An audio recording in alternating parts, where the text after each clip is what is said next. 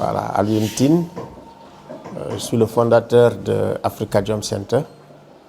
Je suis en même temps expert indépendant des Nations Unies sur la situation des droits de l'homme au Mali. Merci, mais je voudrais d'abord commencer à préciser une chose extrêmement importante pour nous, Africains. C'est lors de la conférence mondiale de Durban, conférence mondiale contre le racisme, que la communauté internationale a reconnu l'esclavage et la traite négrière comme crime contre l'humanité. Et c'est une des actions dont je suis très fier parce que j'étais le coordonnateur de la conférence mondiale pour toutes les organisations de la société civile du continent africain. Je suis extrêmement choqué de voir aujourd'hui dans nos pays l'existence de l'esclavage sous des formes parfois barbares et inhumaines. D'ailleurs, chaque fois que je vais au Mali, j'interpelle les autorités publiques, le ministre de la Justice, qui fait quand même un travail remarquable, qui fait des progrès pour éradiquer l'impunité sur les crimes, crimes concernant l'esclavage. Et ça, c'est extrêmement important, il faut le souligner. Saluer aussi le travail des organisations de la société civile qui sont mobilisées contre l'esclavage par ascendance, comme Temet, qui est quand même un de nos partenaires avec qui nous travaillons. C'est très important. Et aujourd'hui, nous sommes là pour faire la sensibilisation de l'opinion sénégalaise, de l'opinion africaine, sur la nécessité absolue de lutter contre ce fléau qu'est l'esclavage. D'autant plus que nous avons un symbole extrêmement fort ici dans notre pays, Gorée, que toute la communauté internationale, que les gens de toute la planète viennent visiter, pour que plus que jamais, effectivement, qu'on recommence les crimes qui se sont exercés sur le continent noir et sur des Africains. Il est totalement absurde aujourd'hui que des Africains puissent exercer ce genre de crimes sur d'autres Africains, sur notre continent, ici en Afrique de l'Ouest. C'est ça qui motive le travail de sensibilisation que nous avons fait avec les journalistes, avec aussi les chefs religieux, surtout concernant aussi un phénomène qu'on peut considérer comme des nouvelles formes d'esclavage. Par exemple, le phénomène des talibés, des bonnes. D'ailleurs, Amnesty International a fait un rapport remarquable là-dessus. Nous-mêmes, en tant qu'experts indépendants des Nations Unies, nous marquons, nous soulignons, nous rencontrons la plupart des organisations qui luttent contre l'esclavage. Nous rencontrons les victimes de l'esclavage. Dieu sait qu'il y en a beaucoup qui sont obligés d'ailleurs de quitter leur propre village, d'être des personnes déplacées pour aller tout simplement à Bamako pour pouvoir être protégés contre les exactions qu'ils subissent dans leur propre village. Nous faisons la sensibilisation aussi en Mauritanie, où il y a des efforts qui sont faits par les États. Et franchement, le grand problème aujourd'hui, c'est l'impunité des crimes qui s'exercent contre les descendants d'esclaves ou les victimes de l'esclavage par ascendance. Et cela, franchement, il faut que les opinions publiques se mobilisent, il faut que les intellectuels africains se mobilisent pour mettre la pression sur les États, pour que toutes les personnes, tous les individus qui commettent les crimes sur des gens soi-disant esclaves, que ces crimes soient punis sévèrement par la loi. Parce que l'esclavage est un crime contre l'humanité, il demeure un crime contre l'humanité.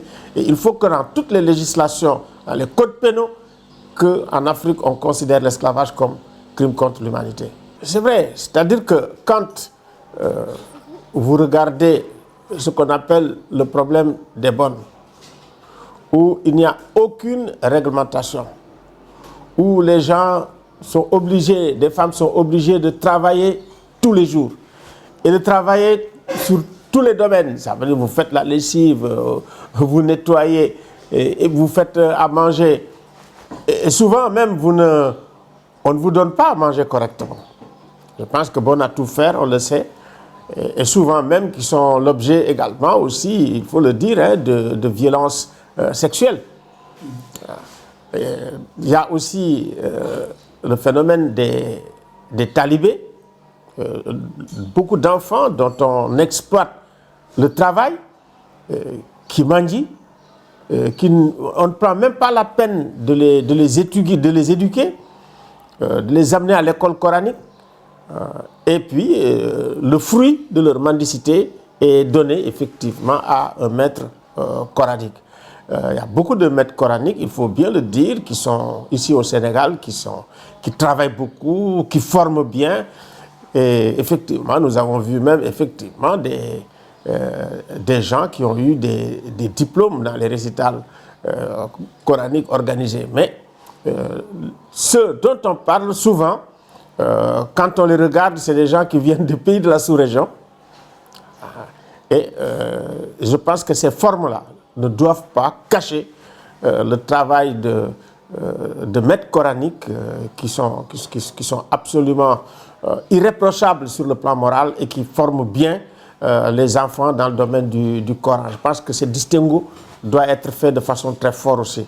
Bon, je ne dis pas que au Sénégal, ça existe, mais c'est, comme on dit, de façon résiduelle, si on veut. Parce que aussi ce qui se fait ailleurs, vous n'osez pas traiter quelqu'un d'esclave ou l'utiliser comme esclave sans que la loi n'intervienne. Mais, bon, nous, on nous a signalé que dans certaines communautés, ça existe de façon très feutrée, de façon résiduelle aussi, si bien que, bon, quand vous parlez d'esclavage au Sénégal, les gens peuvent vous regarder. Maintenant, ce n'est pas quand même le cas de la Mauritanie. Le cas de Haratine en Mauritanie, c'est autre chose. Quand vous y allez, moi, la première fois que j'ai été en Mauritanie, c'était pour enseigner, j'ai été bien reçu, ou souvent dans des cérémonies. Mais quand vous entrez, des fois à la porte, vous voyez quelqu'un qui est en train de faire la lessive, ou quelqu'un qui va vous servir. Vous avez d'ailleurs, vous voyez un comportement servile. Et puis quand vous êtes africain, noir, ça choque beaucoup. Mais quand même, l'État est en train de faire des efforts, il faut quand même bien le reconnaître. Nous avons été là-bas sur place, mais là où ça pêche, il faut bien le dire en Mauritanie, c'est aussi le fait que l'impunité existe. Et il faut que l'État prenne son courage en main et vraiment que la plupart des gens qui font de l'esclavage, qu'ils soient vraiment punis, c'est important. En Mauritanie aussi, c'est une longue lutte de gens que je connais beaucoup, qui ont payé aussi le prix de la prison. Je suis parti souvent, les Biram, les voir des fois dans les prisons les plus dures, et puis parler aux autorités qui nous écoutent et qui souvent aussi accèdent à nos demandes de libération des gens qui sont emprisonnés. C'est la même chose quand vous travailler contre l'esclavage aussi au Mali, au Burkina ou au Niger. Ce n'est pas facile. Ce n'est pas facile parce que c'est pratique, c'est complexe, surtout quand vous êtes au Mali. Et souvent, les autorités publiques n'osent pas trop, disons, punir, parce que vous avez des gens qui ont de l'influence sur le plan politique, qui votent sur le plan politique, et nous avons une espèce, et ça c'est la réalité aussi, de complicité de l'administration, de complicité de la justice, et tout cela ne facilite pas la lutte contre l'impunité, vraiment concernant les crimes,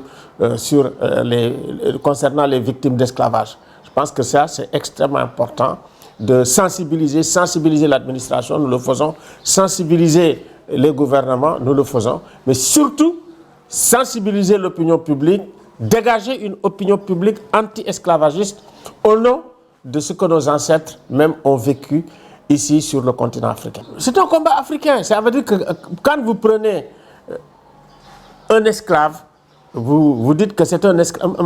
Moi, je me considère comme... C'est un crime contre l'humanité, contre notre humanité commune. C'est extrêmement important, c'est très fort. Ça veut dire que ce n'est pas lui qu'on attaque, c'est notre humanité commune qui est attaquée chaque fois que les gens pratiquent l'esclavage. Et c'est extrêmement important de le rappeler. Ça ne concerne pas seulement les Maliens. C'est-à-dire que tout être humain considéré comme l'esclavage, c'est une attaque contre toute l'humanité. C'est ça le sens de crime contre l'humanité. Moi, je pense que la plupart des gens qui s'appuient sur la religion pour faire de l'esclavage, ils font de l'escroquerie. D'ailleurs, je parle de Bilal.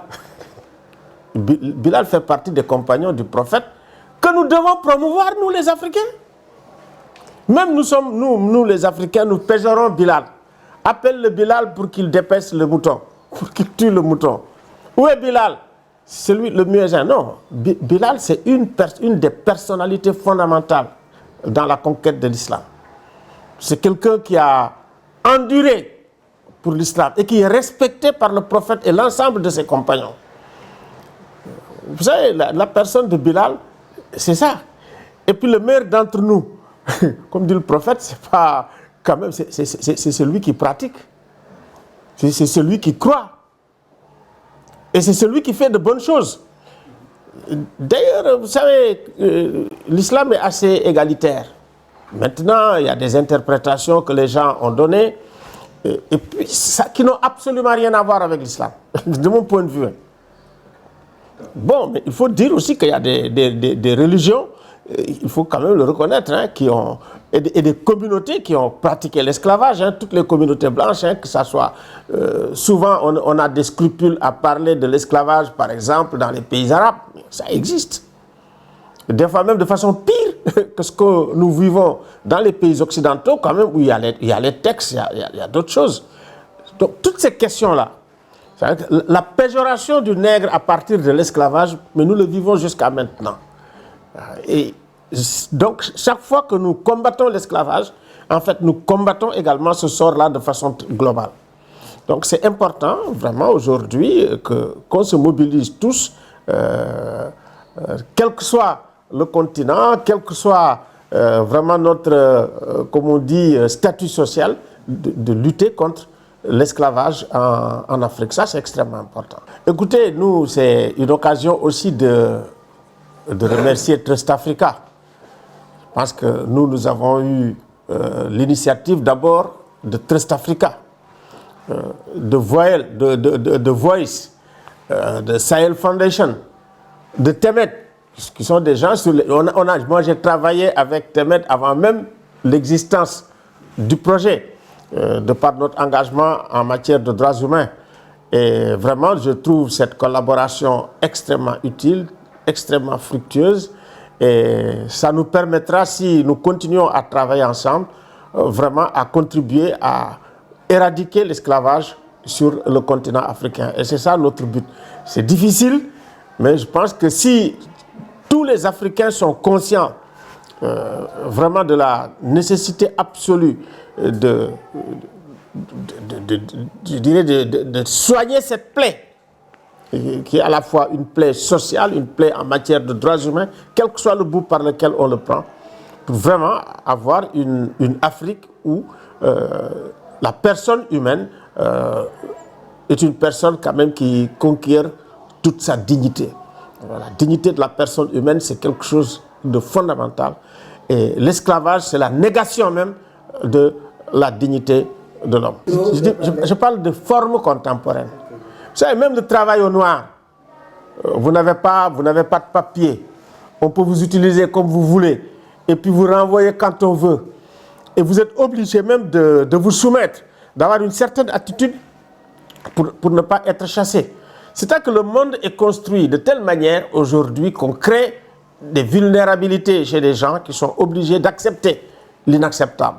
Des fois même de perdre leur propre dignité. Il me semble que c'est une situation, quand même, ce sont des situations qu'il faut combattre. Ça existe dans les entreprises, dans certaines entreprises.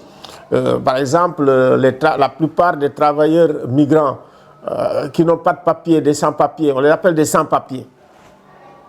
Mais ce n'est pas le papier qui détermine ma dignité à moi d'homme.